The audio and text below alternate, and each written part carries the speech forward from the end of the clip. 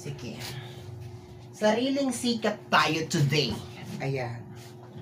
Kasi ang aking cameraman ay absent. Absent o meron siyang ginagawa. Okay, so, hello my dear Sagittarius. Hello. So, this is going to be your second half of August, mga my dear. This is from August 16 hanggang sa katapusan, and this is a general reading. So, mga my dear, bago tayo mag-proceed sa ating reading, kukunin ko muna ang inyong mga time. Ayan. Ayusin lang natin yung hindi ninyo nakikita ang aking kuko kasi hindi pa ako nagpapalinis. At busy kaming maghalukay ng mga kristal para gawin nga sa business. Okay? So, bago ko ipakita sa iba, sa inyo ko muna ipapakita, mga my dear Sagittarius. Ang tawag dyan, my dear, ay Orgonite necklace or Orgonite pendant. Okay? So, ito, my dear, is 2mm single bar. Okay, kung hindi ako nagkakamali, yung kanyang kwintas ay 2mm single bar, 22 inches, pure silver, mga my dear. 22 inches ang haba, ayan. Pati yung pinaka-holder ng ating Orgonite ay 100% silver.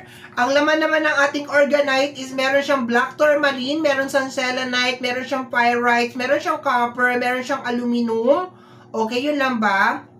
Pyrites. Okay, lahat na yata nasabi ko na. Yung hindi ko nasabi, PPM ko sa inyo.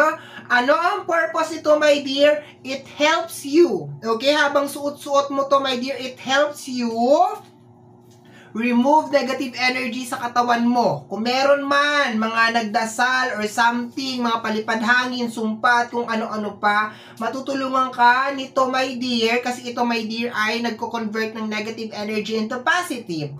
This is Orgonite. Okay? At kung meron mang mga parating pa, itataboy nitong kwintas na to, my dear. Okay? Once again, my dear, mag-PM lang sa ating Facebook page. Ayan. Mag-PM lang sa ating Facebook page, my dear, or sa ating WhatsApp, okay, sa mga gusto at marami pang mga katanungan tungkol dito, my dear. Abot kaya lang, my dear, kayang-kaya, okay? Maging realistic lang, my dear. Of course, ang silver medyo may kamahalan na ngayon. So, hindi lang 200, medyo nasa 1,000 na siya, okay? Pero nagbibigay ako ng discount sa mababait na subscribers, okay? So, mga my dear Sagittarius, let's go tayo. Second half of August, medyo may pa-commercial lang tayo, may pa-business promotion. Okay, my dear Sagittarius. Second half of August, eto daw. We have here the Nine of Swords. Why you are so stressed, my dear? Overthinking. Okay, di makatulog sa gabi sa kaiisip. Okay, Nine of Swords is energy of stress, overthinking. Okay, so sinasabi dito, my dear, second half of August, hindi ka daw makatulog, nag-overthink ka, ang dami-dami mong iniisip. Okay, tingnan natin, my dear. Okay, related sa energy ng pera. Okay, the Six of Pentacles. Baka nahihirapan ka, my dear, na mag-balance, mag-budget. Okay, yan ang nakukuha ko dito, my dear. Okay. Posible may kinalaman, my dear, sa mga obligasyon and responsibilidad. Okay, medyo nai-stress ka na, sumasakit na ang ulo mo, di mo na alam kung paano iba-budget. Hindi mo na alam kung paano mag-provide. Yan ang nakukuha ko dito, my dear. Okay, this one is the Six of Wands. Okay, my dear. So, my dear Sagittarius, nakukuha ko dito, marami sa inyo ang gusto talaga ninyo na makapag-provide. Okay? Or kung meron man, my dear, mga problema sa usapin ng pinansyal, okay, ay masolusyonan, my dear, sa second half of August. So, nandun talagang pinaka-energy mo, my dear, sa second half of August. Kaso, ang nagpabigat dito, my dear, sa tatlong cards sa ating table is itong Nine of Swords. Ayan naman, kitang-kita mo naman, my dear, oh. Okay? So, nakahawak siya ng ganyan, okay, para nai-stress ka. Baka yung iba din sa inyo, my dear, parang nakakaramdam na rin ng dead end. Mag-work pa ba to? 'Di ba? Pero more on pera siya, my dear. I think more on providing na energy. If you are a breadwinner, 'di ba? Lahat nakasandal sa'yo. Medyo mararamdaman mo tong reading na to, my dear. So, meron daw parang meron naman pera, my dear Sagittarius, pero parang ang hirap lang talaga niyang i-budget, ang hirap lang talaga niya na alam mo yun, ikalat, i-distribute, okay? Or just in case meron man tayong mga family members or mga loved ones, mga my dear Sagittarius, parang ang hirap ma-provide yung mga pangangailangan nila, okay? So, in short, may problema sa usapin ng financial, my dear. Next energy, eto daw, we have here, the Wheel of Fortune, okay? So, actually, my dear, maganda yung energy ng Wheel of Fortune kasi sinasabi dito, my dear, na dahan-dahan na, my dear, na maayos. Dahan-dahan na maayos, my dear, yung problema sa usapin ng pinansyal. Sa second half of August, siguro, my dear, ito na yung mga final step, mga final stage. Okay, yun na nakukuha ko, my dear Sagittarius. So, laban lang tayo, mga my dear Sagittarius, no? Kasi minsan, meron talaga mga problema na medyo tumatambay talaga yan, my dear. Pero sinasabi naman dito, my dear, it is a very perfect time, my dear, para mag-umpisa ulit, lalo na sa usapin ng pinansyal. So, gamitin mo tong gabay, my dear, kasi baka sa sobrang mong pag-i-emote dito, o sa sobrang mong stress dito, ay hindi mo na mapansin na this is a perfect timing pala para mag-start bumangon ulit sa usapin ng pinansyal. Kasi sa energy ng Six of Wands over here at saka ng Wheel of Fortune, my dear, napakaganda ng combination na to, my dear. Parang sinasabi, my dear, na kung anong uumpisahan mo sa second half of August, magiging sure na successful siya. Kaso, my dear, baka meron nga mga problema na may kinlaman sa usapin ng pinansyal and medyo as of this moment, medyo nahihirapan ka, my dear, na ayusin yun or mai-provide. No? More on parang pangangailangan ang nakukuha ko, pangangailangan ng ibang tao. Yun ang nakukuha ko. More on a provider energy. Next energy, my dear, or next card, my dear Sagittarius. My dear Sagittarius, we have here the Four of Pentacles, my dear. Okay? So, nasa ibabaw to ng ating Nine of Swords at saka ng Six of Pentacles, my dear. So, dito, my dear, nakukuha ko na meron talagang mga problema na nandiyan pa talaga, my dear, na kinakailangan talaga siyang resolbahin. Huwag ka nang susuko, my dear. Malapit na daw itong matapos, okay? So, just embrace the process, okay? Or enjoy the process. No, paano mo nga naman mai-enjoy kung meron kang problema sa usapin ng pinansyal? Basta, gawa mo ng paraan, my dear, i-enjoy mo yan. And, huwag mo, my dear, hayaan na baluting ka nitong problema sa usapin ng pinansyal para hindi mo makita yung mga bagay na magagandang mangyayari sa second half of August. Kasi sinasabi dito, my dear, na meron mga bagay na posibleng mag-umpisa sa second half of August na eto nga, magiging successful siya as long as umpisahan mo siya sa second half of August. Posibleng business, okay? Posibleng trabaho, okay? Next, itong problema na may kinalaman sa usapin ng pinansyal, more on providing to. So, posible, my dear, na meron mga tao sa paligid mo na meron silang problema at parang ikaw lang talaga yung nagre-resolba ng mga problema na yon. Okay, so let's go tayo, mga my dear Sagittarius.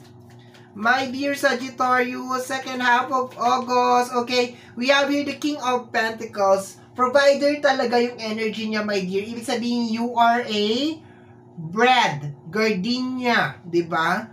Breadwinner. Okay, yun na nakikita ko dito, my dear. Very provider. So, baka yung iba naman sa inyo, my dear, kaya ka nagkakaroon ng Nine of Swords, kasi baka masyado mong pinipressure yung sarili mo. Masyado mong kinukompress or parang masyado mong ayaw mo magsabi ng no. Yun na nakikita ko dito. Yung parang ayaw mo sabihin na, ay, hindi pa natin to kaya ngayon. Parang pinipilit, yung nakukuha ko na energy, my dear, pinipilit mo na maibigay yung mga pangangailangan ng loved ones mo sa paligid mo. Kaya ang nangyayari, napipressure ka. O yun naman, my dear, kung hindi naman talaga ganun ka-importante yung hinihingi sa'yo ng anak mo or ng kamag-anak mo or kung hindi naman talaga siya ganun talaga ka-urgent, baka naman pwede mo naman sabihin na lang sa kanila, my dear, na hindi ko, yung matuto ka mo nang tumanggi kasi kasi nakukuha ko dito, my dear, Kaya nagkakaganito, my dear, yung energy mo is you want to provide. Gusto mo talagang maibigay kung ano yung mga daing, mga hinanaing ng mga tao sa paligid mo.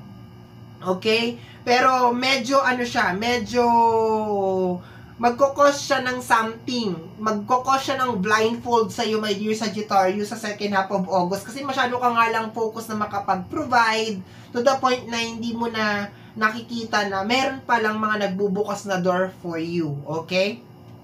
Na posibleng maging susi, my dear Sagittarius, para makapag-provide ka pa lalo. So, parang unahin mo muna bagong trabaho or bagong opportunities, mga ganon. Okay.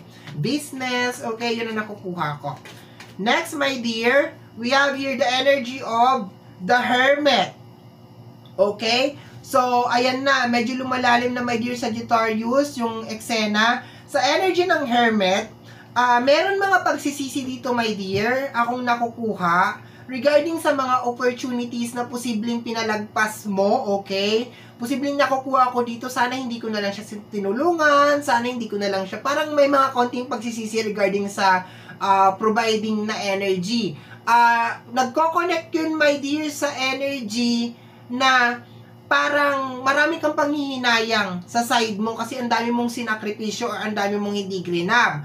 But guess what, my dear Sagittarius, kung ano man tong mga bagay na posibleng pinagsisisihan mo, na posibleng hindi mo grinab or sinakripisyo mo noon, malaki ang posibilidad, my dear, sa second half of August na dadaan to ulit para sa'yo. Okay? Ibig sabihin, magpaparamdam siya ulit sa'yo at sana makita mo na to, my dear, at i-grab mo na. Okay, next. I think, my dear, itong problema sa usapin ng pinansyal, regular na problema lang to. Okay? Regular na problema lang siya. Masyado mo lang talagang dinidibdib. Kasi parang gusto mo talagang masolusyonan ka agad-agad. Yun talagang nakukuha ko, my dear. Okay? So, remember, kung hindi talaga ganun ka-importante, my dear Sagittarius, di ba? Huwag masyadong madaliin. Kung pwede naman ipagpabukas or pwede namang, 'di ba, remedyohan muna, 'di ba? We have here the energy of the High Priestess, okay? So, isa to, my dear, then sa parang revelation sa iyo kung nasaan ang mga blockage mo. So, posible din, my dear, sa second half of August, maglabasan din, my dear, ang mga blockage. Kung bakit paulit-ulit ang cycle ng buhay mo, bakit hindi nagbabago, bakit, 'di ba? Baka itong mga dadaing o itong mga nagrereklamo na may kinalaman sa usapin ng pinansyal, sila talaga yung mga blockage mo or sila yung humihila sa iyo pababa. So, maging aware ka, my dear, ha? Medyo tingnan mo ng maigi, okay? Kasi meron tayong revelation sa energy ng High Priestess, okay? Or parang sinasabi dito, sa second half of August, lalabas ang blockage mo. Papakita sa'yo ng ating buong may kapal na may likha ng langit at lupa kung saan talaga nanggagaling ang blockages, okay? Posibleng sa pamamagitan din ng mga tarot card na pinapanood mo, mabibigyan ka rin ng enlightenment or mabibigyan ka rin ng confirmation na, oo, ito ang blockage ko. Kasi meron ka ditong energy ng pagsisisi. So, posible, my dear, kung sino man yung pinagsisisihan mo na tinulungan mo, siya yung blockage mo. Hindi ko lang alam, my dear, kung paano mo siya naging blockage because siguro naka-hold ka pa rin sa past na sana hindi ko na lang siya tinulungan, hayaan mo na yon as long as hindi na siya nanghihingi sa'yo or hindi mo na siya tinutulungan ngayon. Or for some of you, continuous pa rin talagang tinutulungan mo pa rin siya, my dear, or patuloy pa rin siya siyang nakakapasok sa buhay mo sa pagdaing. Kasi meron ka ditong complaining card. So, meron mga tao na nagko-complain and yung parang energy mo naman o yung magiging reaction mo naman, my dear, is gusto mo naman talaga agad na masolusyonan. Okay? Kahit naman siguro, kaya naman siguro nilang solusyonan yon on their own. Okay, so let's go tayo, my dear Sagittarius. We have here the Devil card. Okay, so the Devil card is distraction. Kanina ko pa sinasabi sa iyo, my dear, mag-ingat ka kasi baka hindi mo makita yung mga opportunities na magbubukas sa second half of August. Okay, kasi dadaan na naman sila ulit. At the same time, baka itong mga energy na nagko-complain or parang may reklamo na may kinalaman sa usapin ng pinansyal, baka sila talaga yung, 'di ba, naging dahilan din noon kung bakit hindi mo na naman nakita itong mga opportunities na mayroon kang Devil card. Okay? And magkatabi sila ng High Priestess, which is kino-confirm nito, my dear, na yes, ipapakita niya sa'yo, my dear, kung nasaan yung blockages. Kasi magkatabi silang dalawa. Kasi naka-pyramid spread tayo today. Next card, my dear, last card. My dear Sagittarius, we have here the King of Cups. Okay? So, this is the understanding in caring card. Normally, ito ay related sa energy ng waiting, okay? Waiting card yan, okay? So, I guess, my dear, yung iba naman sa inyo ay hinihintay naman na ninyo tong awakening na to. Hinihintay na rin ninyo tong blessing na to. Itong muling pagbabalik ng mga oportunidad na minsan dumaan na sa buhay mo. Okay? So, I guess naman ini-expect mo to. Yun nga lang, my dear, I think kaya ka siguro parang nai-stress or nape-pressure kasi sa bottom deck of the card, kinakailangan ng death card. So, may kinakailangan magtapos. And every time, my dear, na lumalabas ang death card, meron kang kinakailangan putulin or meron kang kinakailangan baguhin sa mga bagay na nakasanayan mo or nakagawian mo, my dear. Kasi nga, blockage nga siya. Remember, ang second half of August, ipapakita sa'yo kung nasaan ang blockage. Okay, my dear. Once again, mga my dear, sa mga interesado sa ating necklace, ayan, just kindly message me sa ating Facebook page or sa ating WhatsApp, ayan, sa mga additional questions and additional information dito sa card, sa necklace na ito. Okay, once again, pure silver po ito. Okay? So, mga my dear Sagittarius, yan ang reading ninyo para sa inyong second half of August. So, mga my dear, kung nagustuhan mo to, especially kung napadaan ka lang, don't forget to subscribe. Pakiclick lamang po ang notification bell para ma-update ka sa aking mga upload. And of course, my dear, free to like, free to share, free to comment sa lahat ng ating mga videos. Once again, my name is RJ, also known as Apo J. Maraming salamat po, and until next time, bye-bye! Thank you, my dear!